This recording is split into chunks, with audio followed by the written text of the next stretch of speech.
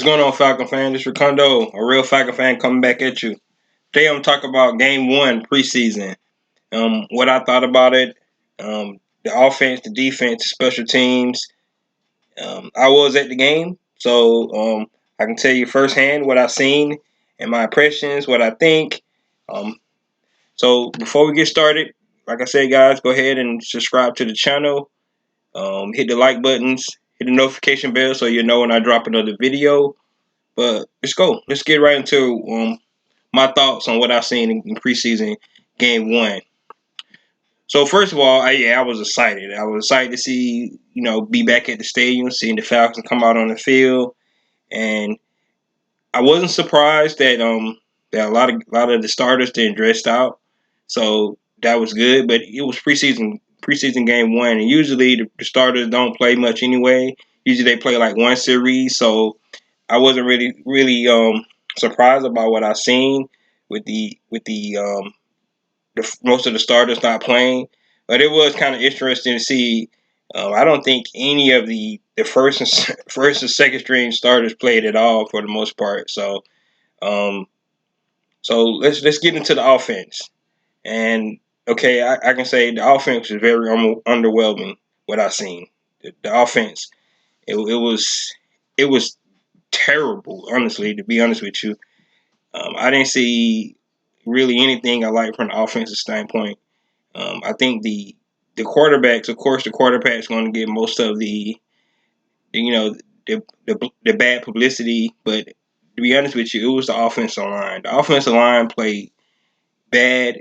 We had Jalen Mayfield who was getting beat um, lots of times. I guess it was the speed from the outside, but Jalen Mayfield didn't hold his own. Um, we did have Josh Andrews out there, and he was the only projected starter that actually played from the offensive line. So if you want to look at it from a positive standpoint, like I said, our offensive line projected starters didn't play. But if you just look at it from a depth standpoint, I think the offensive line was terrible. I mean, I didn't see anything. And AJ McCarron, he was very unimpressive. Way he played, it was. I mean, he missed passes, but at the same time, he never had time. He never had any time to actually to pass the ball, and then it looked like he just started getting happy feet, and he was just making bad plays. A couple passes, like he threw to no one. And of course, you see the interception he threw. He almost threw another interception. That looking on the screen, it looked like it was an interception. It's an interception to me, but it looked like I guess the tip hit the ground, so they called it back, but. Um, from an offensive standpoint, I think it was just very poor from the standpoint of Robert Depp. So I'm not upset. I mean, I guess it's expected because you got a lot of young guys out there playing, and but to be honest, I mean the Titans didn't play most of their starters either, and our offensive line couldn't get anything, accomplished. I mean, we talked about the running back battles. I think it's unfair to the running backs, that's trying to make the team, and they can't actually find a hole to establish themselves. So that didn't help at all. So like, far as our Deontay Foreman, Caleb Huntley, and Javian Hawkins concerned, I really believe that none of those guys got a good fair chance to show what they can actually do on the field. So and I contribute that to, like I said, to the offensive line. The offensive line was just bad. I mean, of course, everybody got excited when Felipe Franks came out there, but he only completed 2 passes. He did throw a couple of passes where the receiver dropped the ball, but for the most part, of course, he scrambled for 50-some yards on one play. It was exciting. Everybody got up and cheered, myself included. But at the same time, um, you want your quarterback to be able to sit back in the pocket and throw balls. So he did show his elusiveness and be able to, to get out of trouble. But the reason he had to scramble like that because the offensive line wasn't blocking. So I mean, that just goes to show, like I said, the offensive line was just, and it's no easy way to say it. It was just terrible last night. But the bright side of it is that it wasn't our starting offensive lineman, except for Josh Andrews. I don't know what we're going to do with that left guard spot, because if he's the projected starter, and to me, I didn't think he played well either in the left guard spot. So, of course, most of the time the offensive line it's a chemistry, it's in unison. So maybe he get out there with the other starters, he might play better. But from what I've seen, no.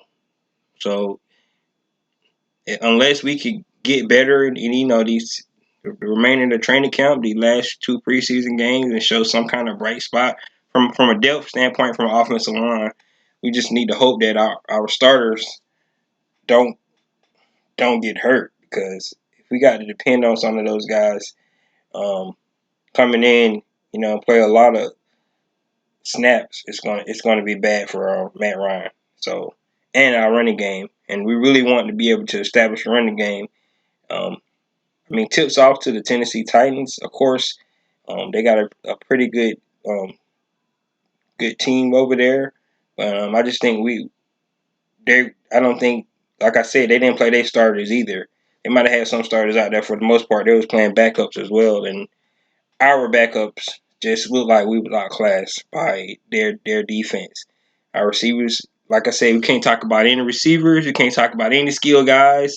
So it's really nothing else to say about offense than the fact that offensive line will just pretty much destroy the whole offensive game plans. We had too many penalties. Every time we had a good play, um, we got a penalty. So from an offense standpoint, I don't think we got much from the offense to kind of to determine who's actually going to make the team or who's impressed. Of course, they're gonna have to use training camp practices. From a standpoint, of course, they got to make some cuts by Tuesday, and I think they only got to cut 5 guys, so that's not bad. But at the same time, um, from an offensive standpoint, I don't think they was able to put anything on film good. They put a lot on film bad, but anything good, they was never able to put anything good on film. So pretty much that's all I gotta say about the offense.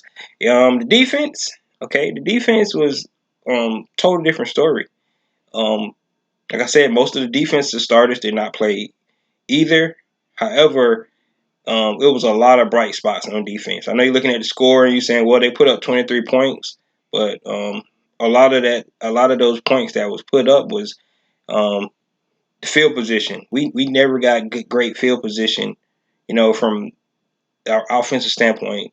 We had a special teams um, punt coverage where the runner almost got to the in the red zone on the other side of the field, and we hold them to a 3-point field goal. I thought that was awesome. But a lot of young players stood out last night. Of course, Marlon Davidson. We wanted to see how he was gonna be in his second season, and he was outstanding. I thought Marlon Davidson, he flashed on a lot of plays. Of course, you look at the stats, don't look like he actually made that many plays. I think he had like 3 tackles, but for the most part, he was wreaking havoc. Of course, he was getting double teamed on the inside, but he was still wreaking havoc. He made a lot of plays. He was flying across the field. Okendeji, he flashed a lot. Um, I really liked the way he was getting there. He had, I think, 3 tackles and a half a sack. So he flashed. Um, Dean Pease calling the blitzes. Um, Jalen Hawkins came in and just destroyed um, the quarterback on one blitz. It was a great disguise. He came through the A gap just completely untouched, and he just destroyed the quarterback, and that was awesome. That was a good sight to see. You had a Dorian Etrich. He was all over the field. Middle linebacker number 48. He was all over the field. I think every play, um, it seemed like he was in on the tackle. He had 13 tackles last night. I mean that if somebody wanted to make a name for themselves, it was him. He really made a name for himself. Errol Thomas, another inside linebacker that they had. He played well as well. He also got untouched on the blitz called by Dean Pease right in the middle. The quarterback got the ball off, but of course it was a missed throw because, like I said, Thompson was coming down full speed and he blasted the quarterback as well. So my standouts on defense, besides the scheme that DNP was calling, how aggressive he was. I mean, he was at the 50-yard line like he called all our blitz.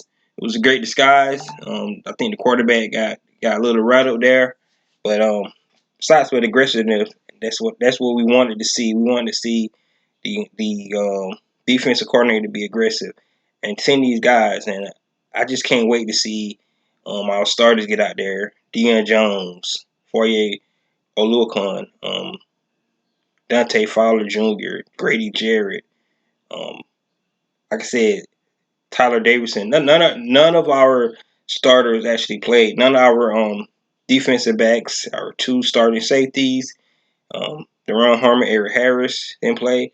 Richard Grant played, but he didn't flash. He didn't flash much as I would like. He was in a lot of plays.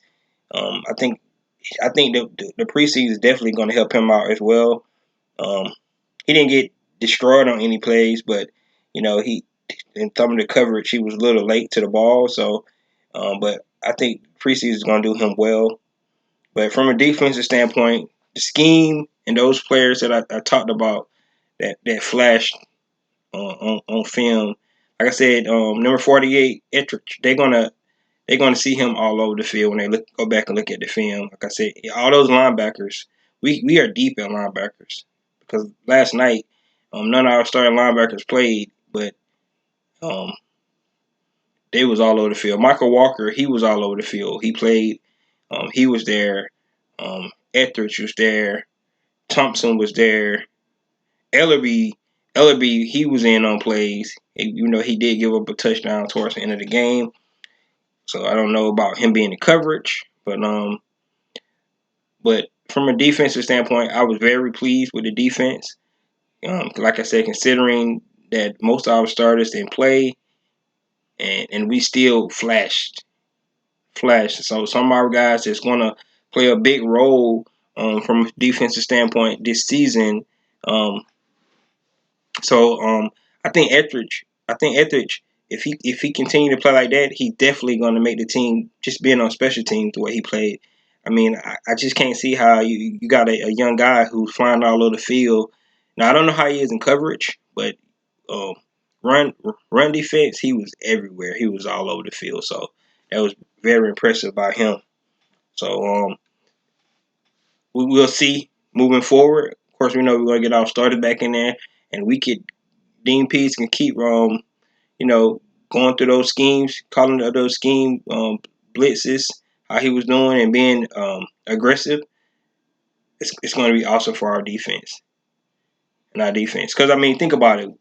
Like I said, offense didn't do anything, and we still gave up only 23 points. So, and the defense was put in bad positions pretty much the whole game. So, um, just think about that. All right. Last thing, let's talk about special teams. So I did mention that the one punt coverage that we had blown on special teams, where the returner almost got scored on it.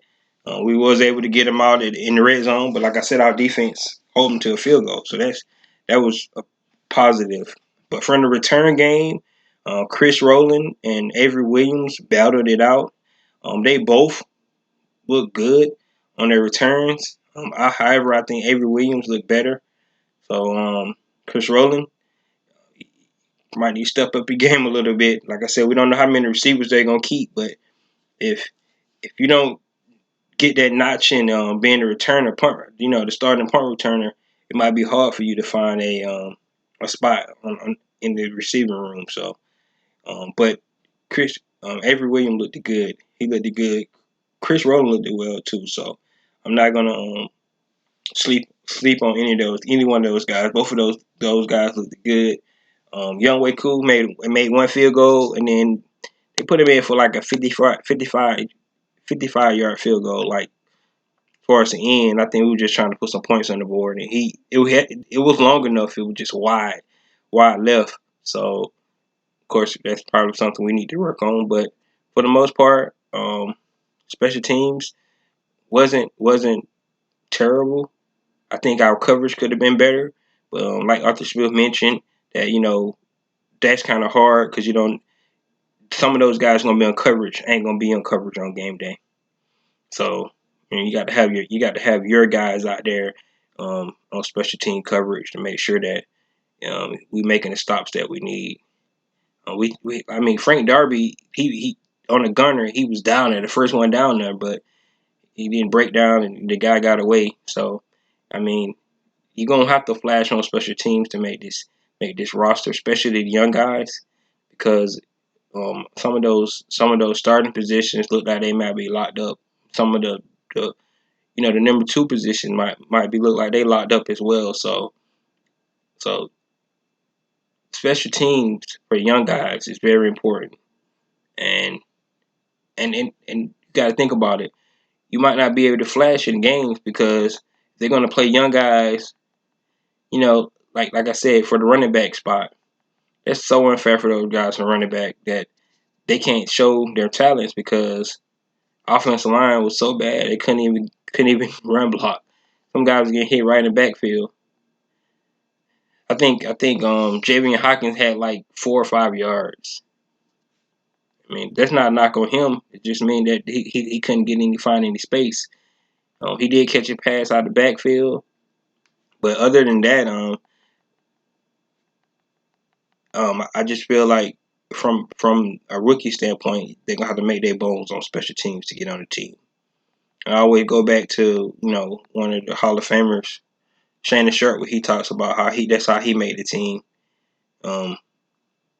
Special teams. So that's the way to get on the 53-man roster, get on the practice squad. It's to show what you got on special teams, and you'll be able to make that roster. Then you have time to develop your game, and the rest will be history. So, but guys, that's what I got to say about game one of the preseason. Um, I'm not panicking at all about the offensive line, but I'm just calling a spade a spade. They wasn't good. Maybe our front office and head coach might want to look and see who's out there, um, because if those guys can't do it against backups, um, we don't want them, coming in for our starters. If they go down, we need some dependable, depth offensive linemen that can shine when needed. So, of course, you have 8 offensive linemen up. You want whoever be up, they can come in and fill a spot. So that's the whole idea. And what I see yesterday, I just don't think none of those guys are able to do that.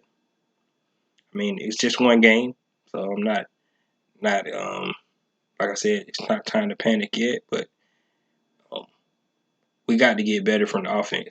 First time we have an offensive head coach since Jim Mora Jr.